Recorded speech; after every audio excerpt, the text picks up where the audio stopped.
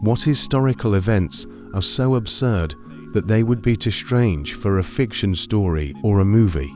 Douglas Bader.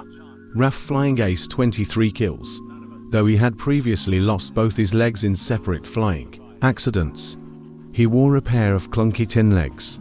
He was shot down over France in 1941. The Luftwaffe were so pleased to have captured him, they arranged for the RAF to drop a pair of his legs at a designated time and place, and cleared the sky for the drop to proceed. The RAF did indeed drop the legs as arranged, but since all German fighters and ack had been stood down as arranged, it seemed a waste not to bomb a nearby enemy airfield. Meanwhile, Bader, stumping about on his tin legs, was a great hit with his Nazi captors. At a great party held by the Luftwaffe in his honor, he drank them under the table, excused himself to a third-floor bathroom, shinned down a drainpipe, and stumped off into the darkness. He was only recaptured by a German spy in the resistance. For the next 4 years he continually escaped and was recaptured, until he was finally sent to Colditz. After the war, there was a great spirit of reconciliation and togetherness between the air forces on both sides. Bader was not convinced. He was invited to address a crowd of assembled, now ex-Luftwaffe pilots, and began his speech with the words, "Seeing so many of you here today, I am struck by the single thought. I didn't kill enough of you bastards." Bro lost his legs and still kept fighting. It reminds me of Michael Bisping. He lost an eye pretty much and still became a UFC champion.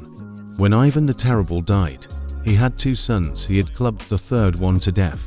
The older son, Fyodor, who was likely mentally disabled, became the puppet of his regent Boris Godunov. The younger son, Dmitry, was sent into exile in Uglik. The accepted historical narrative that Godunov had Dmitry murdered in Uglik, so when Fyodor died, he could usurp the throne. However, after Fyodor died, no less than 3 different people claiming to be Dmitry tried to take power.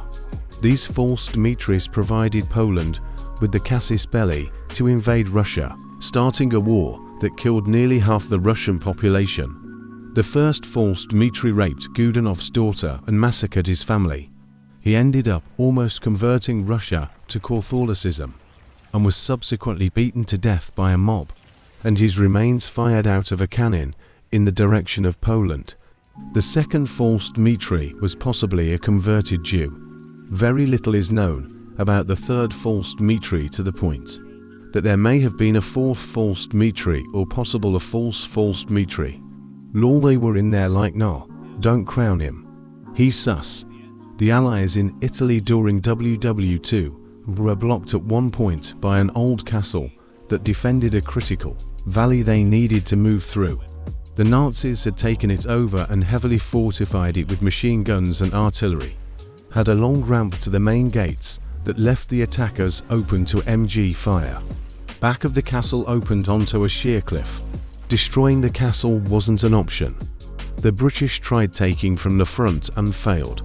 The Americans tried the same thing with more men and also failed. Enter the Canadian Army, who decided to scale the cliff at night with all their gear, in complete silence, and take the fort. And they did it. Canadians are the nicest during peace. However, get ready for war crimes during war. Benjamin F. Wilson was already a WWII veteran when he enlisted in the Korean War. He had to take a demotion from lieutenant to private to do so, but he quickly rose back through the ranks.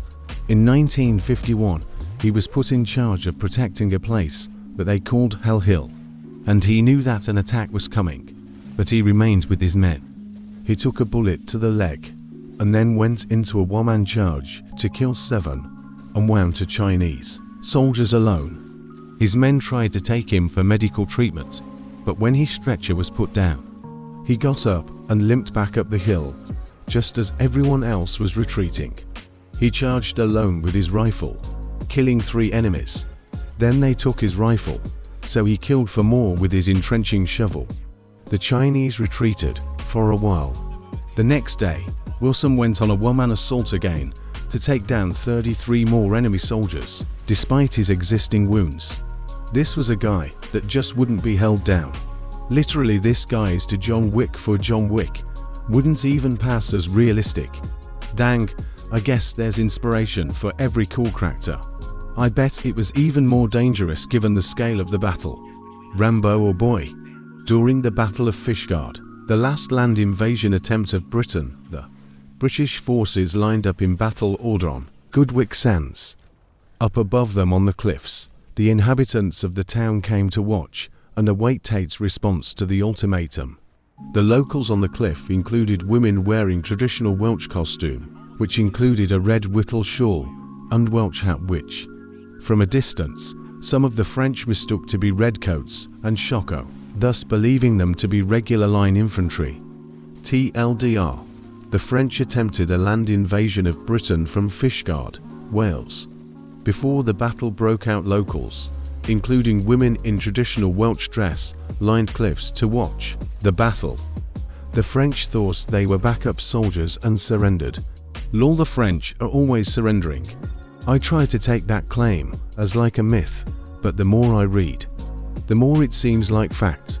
In WW2, British commandos filled a ship with explosives, tried to sail incognito into Germany's largest dry dock, but was discovered and fired upon by all the shore batteries. The ship started getting hit again, and any single hit could detonate the explosives. They somehow managed to sail the ship at full speed straight into the gate of the dry dock, propelling the ship halfway out of the water and getting it stuck on the gate, making it impossible to tow it away. A small task force then attacked the dock facilities before retreating back, but sadly the ship didn't explode as the timer had failed. The next day, a bunch of German officers and officials came to examine the British ship. Meanwhile, half a mile away, captured commandos were being tortured for information. To them, their mission had failed, and now they were facing some brutal treatment. The explosives on the ship suddenly detonated. The explosion was massive.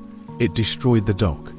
Hundreds of soldiers that were sent to secure the dock and killed all the German officers and officials that had come to inspect it. Those being tortured heard the explosion and got to have the last laugh. I've always wondered why it was never made into a film. There's so many twists and turns. And when you think it's all over, there's one more big twist.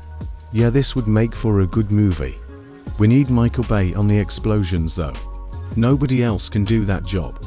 One of 11 children born to Charles and Maria Sachs, Adolphe was an extremely accident-prone youth who barely made it to adulthood.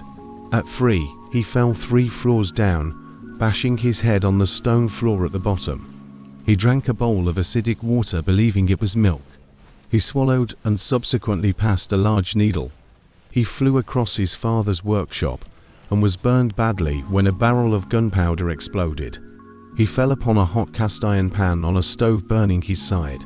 He frequently slept in a room where varnished furniture was drying, somehow avoiding poisoning and asphyxiation.